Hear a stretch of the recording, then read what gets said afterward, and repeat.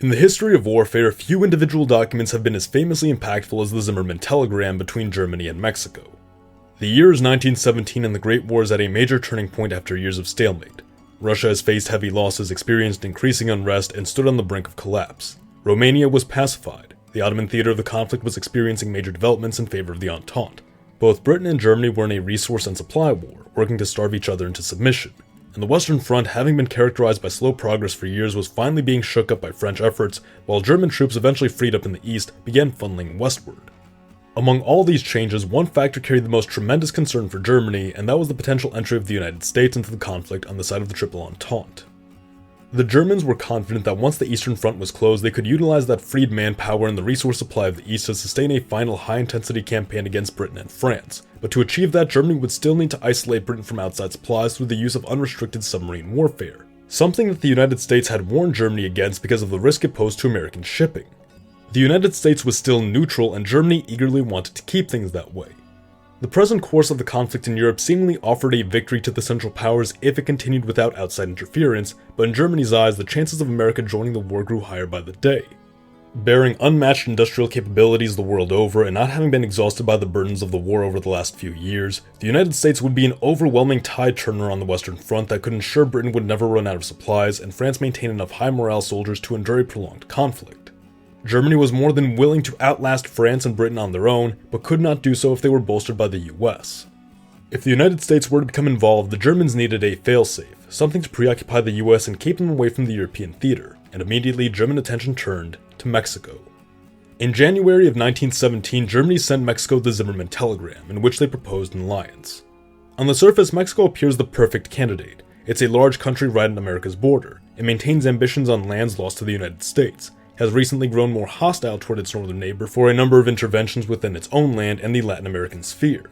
And, interestingly enough, Mexico stood as a major petroleum exporting country for the Triple Entente, providing some 75% of the fuel supply for Britain's Royal Navy. If the United States were to join the war, Mexico would make a perfect counter. Except, it wouldn't. Germany, in its valuation of Mexico, must have neglected to recognize their population size, their lacking military capabilities, the chaotic state the nation was then in, and the underdeveloped nature of Mexico's infrastructure. The United States at the time had a population second only to Russia, China, and the collective British Empire. Mexico's population was less than 15% of the US population. That population also happened to be engaged in a civil war, with a leadership that could have been easily overthrown by a pro-American replacement if the US were to become actively involved. Top that all off with the fact that Mexico was and still is infamously underdeveloped when compared to its northern neighbor. Transporting supplies and soldiers would be a nightmare for Mexico if it needed to compete with a much better coordinated US. Plainly, there was no real way for Mexico to defeat the United States. But that was never Germany's goal. What the Germans needed wasn't for the US to be defeated, but merely preoccupied, distracted, long enough for the Germans to bring the conflict to an end in Europe. Mexico had just enough pull to make that possible, and if the Mexicans could bog down the United States in a chaotic guerrilla war with multiple factions while cutting fuel supplies to the Entente and forcing the US to divert its own weapons and resources to Mexico, then that just might be enough to make a difference. But then of course we need to ask why. Why would Mexico agree to sacrifice itself for Germany? What would it have to gain? On paper, Germany had offered Mexico an opportunity to reacquire Texas, Arizona, and New Mexico from the United States, but even Mexico's government and military recognized the sheer unlikelihood of successfully invading, annexing, and then holding these states, which, mind you, now contained overwhelmingly American populations, with the Mexican descendant population being negligible. Even if the Civil War were concluded and it had the full force of its unified military at its disposal, Mexico could not foresee success in this venture, making it not worth the risk. Germany had not even promised military support to Mexico but mere financial support, which even then was questionable given Germany's past failure to help their supported faction in the Civil War establish a national bank. Truly, it only seemed like Germany had empty promises for Mexico. Japan was also intended to play a role in all of this, with California having been promised to the Japanese if they were to change sides and preoccupy the US now that the Russian defeat appeared inevitable, but Japan openly rejected these overtures for alliance. In the end, Mexico too would reject Germany's offer, and the Zimmermann Telegram would help motivate the entry of the United States into the war, ultimately bringing about a defeat for Germany. But what if all that changed? What if in an alternate timeline, despite the odds against them, Mexico agreed to the alliance and joined the Central Powers?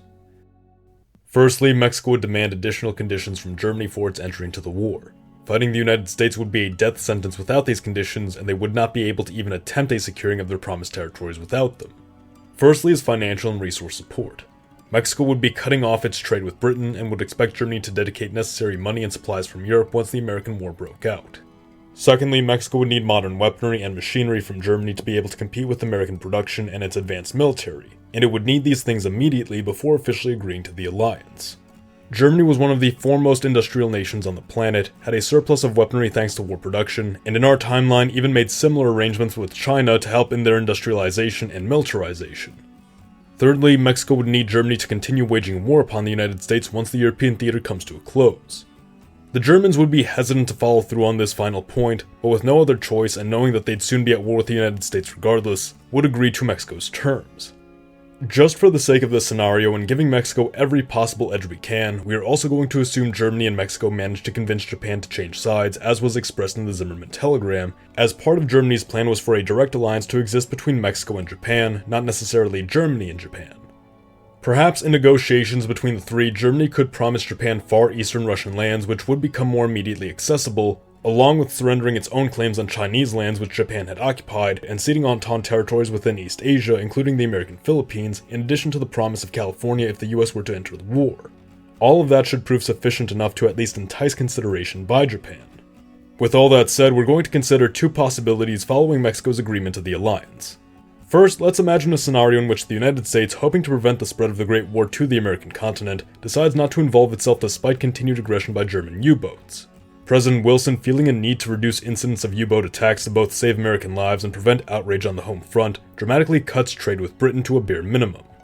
The British would essentially be cut off from all resources coming from North America. Without Mexican fuel, American supplies, and with Germany emboldened to increase its use of unrestricted submarine warfare in the Atlantic, even supplies brought in from Canada would shrink to a fraction of the former quantity. Britain's war machine would grind to a halt, and its population would face even more intense rationing than in our world, possibly leading to civil unrest and widespread demands to end the conflict by the end of the year. France, as a consequence of what was occurring in Britain, would see its own line of support shrink on account of reliance on British air support, industry, and land reinforcements. As the German line is bolstered by soldiers from the east, the French line collapses, and Paris capitulates. Because the US never enters the war, the alliance with Mexico and Japan never activates, and this becomes a typical German victory timeline. Now, our second scenario is one in which the US, despite the emergence of this alliance, feels confident enough that it can defeat Mexico quickly, and decides to declare war upon Germany regardless, opening up an American front of the Great War. Immediately, the United States would be forced to initiate War Plan Green, and shortly then after, War Plan Orange against Japan. War Plan Green called for a blockading of Mexico and a seizing of its major ports, as had occurred during the occupation of Veracruz. This would include the ports of Mazatlan, Manzanillo, and Salina Cruz along the western coast, as well as the whole of Veracruz along the eastern coast. Baja California would see total occupation while land forces pushed into the northern Mexican states to establish a buffer zone from which to conduct operations against the capital in the country's mountainous center, all the while keeping American cities and towns on the borders safe from raids. An alliance might emerge between the US and the dwindling forces of Pancho Villa concentrated in the northwestern states, the US potentially propping him up as a replacement leader. An alternative replacement also existed in the form of Felix Diaz, the nephew of former Mexican dictator Porfirio Diaz, who happened to be operating out of Veracruz. Diaz was a far less radical figure than Villa, and carried less controversy behind him given that Villa had previously attacked American border towns. Whatever the case, either or both of these two men would see a massive surge to prominence once War Plan Green came into effect. Just as during the First Mexican-American War, it would be determined that the quickest way to topple the Mexican capital would be through a push from the coast of Veracruz, again lending support to Diaz as a potential successor to Carranza. Without much German support in those early years, Mexico would be forced to endure the conflict alone until the Germans swept up the conflict in Europe, once again likely needing a year to do so. What little support Mexico did receive would come in the form of U-boat attacks on the American Navy in attempts to break the blockade, but outside of the weaponry and supplies Germany had managed to transport to Mexico prior to their joining the war, they'd be mostly on their own. But the US would be preoccupied, and petroleum shipments to Britain would cease. As for Japan, three immediate targets come to mind: the Philippines, Guam, and Samoa, followed by an island hopping campaign to Hawaii and the Panama Canal. War Plan Orange called for an essential abandoning of the Philippines, Guam, and Samoa until sufficient resources could be freed up and mobilized for a blockade and eventual toppling of the Japanese islands, but with conflict raging on with both Mexico and Germany, the American Navy likely would be too tied up to pursue this strategy and be forced to adopt a different approach. As per War Plan Orange, the Panama Canal would be reinforced, something likely already taken up given the increased activity in the region, while remaining naval forces in California set off to bolster Hawaii as the anticipated main battlefield against Japan. By the time the war had wrapped up in Europe and Germany was able to actively contribute to the Mexican front, it would have likely been too little too late. Felix Diaz would be installed as the new president of Mexico, or at least what remained of it. Having dealt with the consequence of Mexican instability for years by that point and refusing to allow so large a state right on its border to fall back into chaos, the country would be partitioned, granting autonomy to the northwest and the south under the leadership of Villa and Emiliano Zapata respectively. Some portions of the Yucatan in southern Mexico, most specifically the Tehuantepec Isthmus, may see American annexation or leasing for its potential as an alternative transoceanic canal, or simply as a short overland route from the Atlantic to the Pacific. The oil fields of Tampico had also been of great interest to the US as well, and might be leased to the United States by the new regime, though likely not see outright annexation given that the surrounding area would be considered far more integral to Mexico than the more rebellious and divergent far north and south, those southern lands annexed by the US being fairly rich in oil reserves themselves. Japan would be repelled from Hawaii, but the Philippines and West Pacific Islands would be lost, allowing Japan to come away from this conflict with many additional gains at relatively little expense. A post-war peace would see Germany pay reparations to the United States for all damages caused by unrestricted submarine warfare, as well as for the destruction faced by Mexico.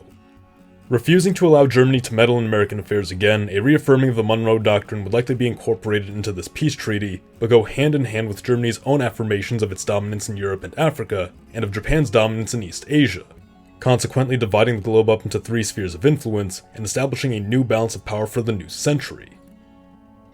The US of Z thanks you for watching. Support your legion by liking the video, or join our ranks by subscribing for more. Mr. Z, out.